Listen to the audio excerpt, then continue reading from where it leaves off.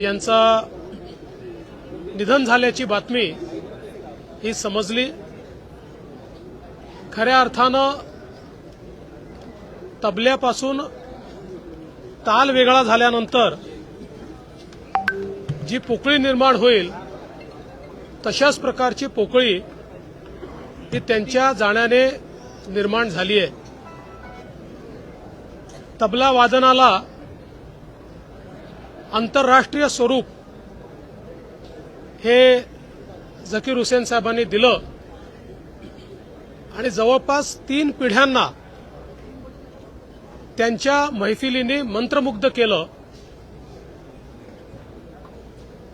त्यांचा तो बाज,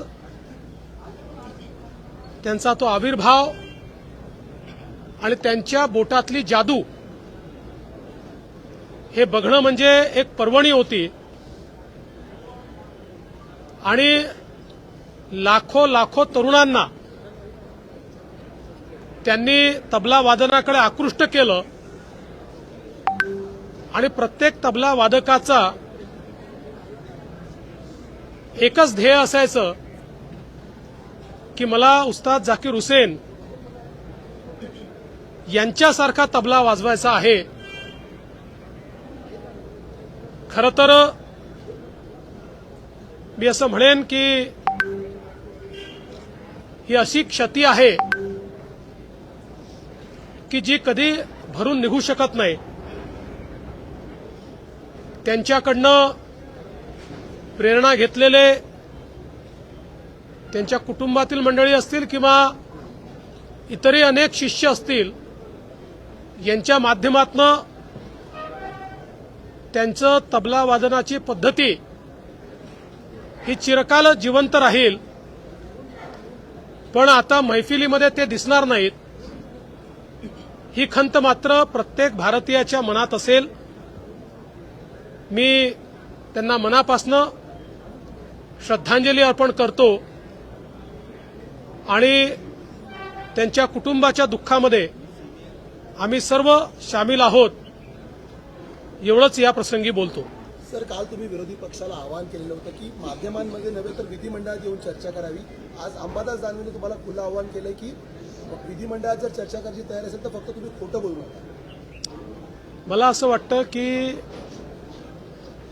या ठिकाणी अंबादास दानवे असतील किंवा विरोधी पक्षाच्या इतरही सदस्यांना माझं अतिशय प्रांजळपणे आव्हान आहे की त्यांनी पाहिजे ती चर्चा करा।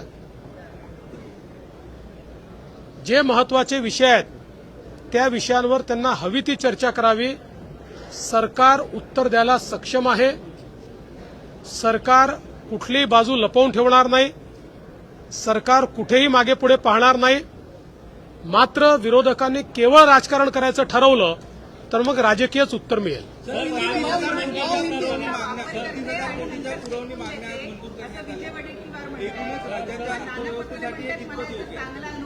35,000 कोटी रुपयाच्या पुरवणी मागण्या मांडलेल्या आहेत। त्या लवकरच चर्चेनंतर मंजूर होतील। आपण जर बघितलं तर आपला अर्थसंकल्प 6 लाख कोटीपेक्षा मोठा आहे।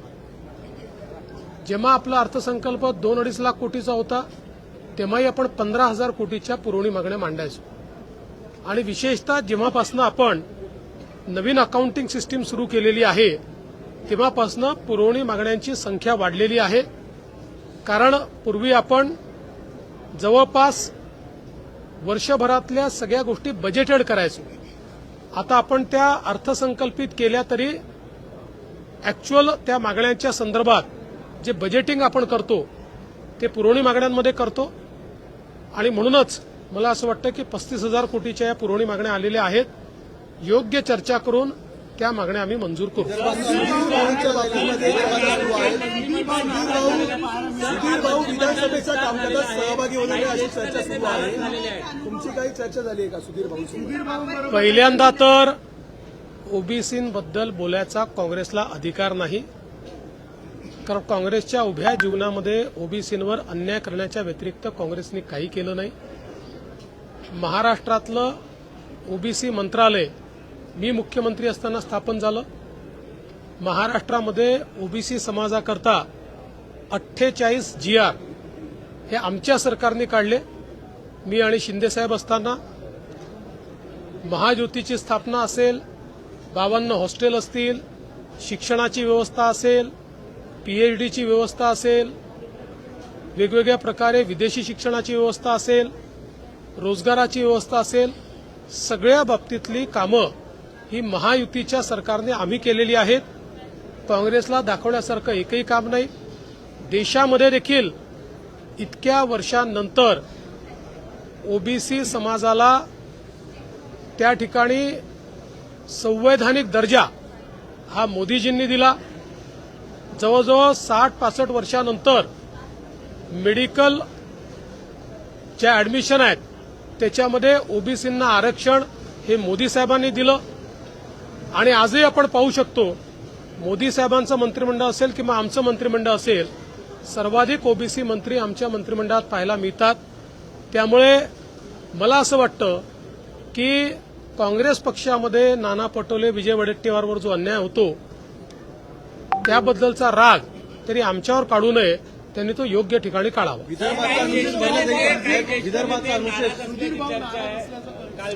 माझी सुधीर भाऊंशी नीट चर्चा झालेली आहे. सुधीर भाऊ आमचे ज्येष्ठ नेते आहेत आणि जसं मी सांगितलं की पक्षाने काही लोकांना मंत्रिमंडळात न घेण्याच्या पाठीमागे त्यांना काही विशिष्ट जबाबदारी देण्याचा मानस तयार केलेला आहे. शेवटी पक्ष आणि सरकार या दोन्ही गोष्टी आपल्याला चालवायच्या असतात. त्यामुळे काही वेळी सरकारमध्ये काम करणारे पक्षात काम करतात, काही पक्षात काम करणारे सरकारमध्ये काम करतात. सुधीरभाऊ अतिशय अनुभवी नेते आहेत, महाराष्ट्राचे आमचे अध्यक्ष राहिलेले आहेत. त्यामुळे आमच्या केंद्रीय पक्षाने त्यांच्याबद्दल काही विचार करूनच त्यांना मंत्रिमंडळात घेतलेलं नाही. जितेंद्र आव्हाड यांनी म्हटलं जपानमध्ये ईव्हीएम बंद झालाय, मग आपल्या इथे का नाही भारतात? जितेंद्र आव्हाड मनात येईल ते बोलतात. त्यांना कुठला पुरावाही लागत नाही, त्यांना आगाही लागत नाही आणि पिछाही लागत नाही. त्याच्यामुळे अशा प्रकारच्या प्रश्नांना मला उत्तर विचारू नका. त्यांच्यासारखे बोलणारे काही लोक आहेत, मी तुम्हाला नावं सांगेन, त्यांना उत्तर विचारा. आज ये बहुत ही दुख की बात है, पद्म विभूषण जाकिर हुसैन जी, इनका आज दुखद निधन हुआ है. तबले से अगर ताल दूर कर दी जाए तो जिस प्रकार की अवस्था होगी उसी प्रकार की अवस्था आज हमारे संगीत के क्षेत्र में तैयार हुई है. जाकिर हुसैन जी ने 3 पीढ़ियों को अपने महफिलों के माध्यम से संगीत से जोड़ा, उन्हें रिझाया, उन्हें एक प्रकार से मंत्रमुग्ध किया और तबले की दुनिया में जो भी तबला वादक होता है उसका एक ही लक्ष्य होता है कि मैं जाकिर हुसैन जी जैसा तबला बजा पाऊं, उनके जैसा तबला वादक बनूं. इस प्रकार की एक प्रतिमा उन्होंने तैयार की. हमारे तबले को एक वैश्विक स्वरूप जाकिर हुसैन जी ने दिया और मैं ऐसा मानता हूं कि उनके जाने से जो क्षति तैयार हुई है वो तो पूरी नहीं हो सकती, लेकिन उन्होंने इतने लोग तैयार किए हैं कि जो लोग उनकी विधा को और हमारे संगीत को ऐसे ही आगे बढ़ाते रहेंगे. मैं उन्हें विनम्र श्रद्धांजलि अर्पण करता हूं और उनके परिवार के दुख में हम सभी लोग शामिल हैं, इतना ही कहना चाहता हूं.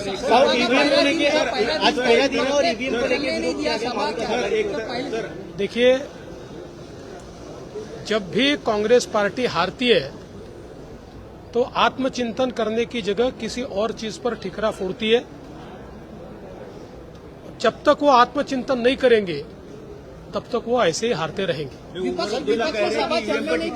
ठीक नहीं है. कोई इंडिया अलायंस के नेता है, सीएम है जम्मू कश्मीर के, और उनके नेता यहाँ पर ईवीएम पर आंदोलन कर रहे हैं. देखिए, चूंकि सब लोगों ने चुनाव करीब से देखा है, अगर ईवीएम का कोई मसला होता तो उमर अब्दुल्ला मुख्यमंत्री नहीं होते, लेकिन वो मुख्यमंत्री बने. वो जानते हैं कि ईवीएम का कोई मसला है ही नहीं। कर्नाटक में सरकार आती है तो ईवीएम का मसला नहीं है, झारखंड में सरकार आती है तो ईवीएम का मसला नहीं है, महाराष्ट्र में सरकार आती है तो ईवीएम का मसला तैयार होता है। मुझे लगता है ये निरी मूर्खता है, इससे ज्यादा कुछ नहीं है।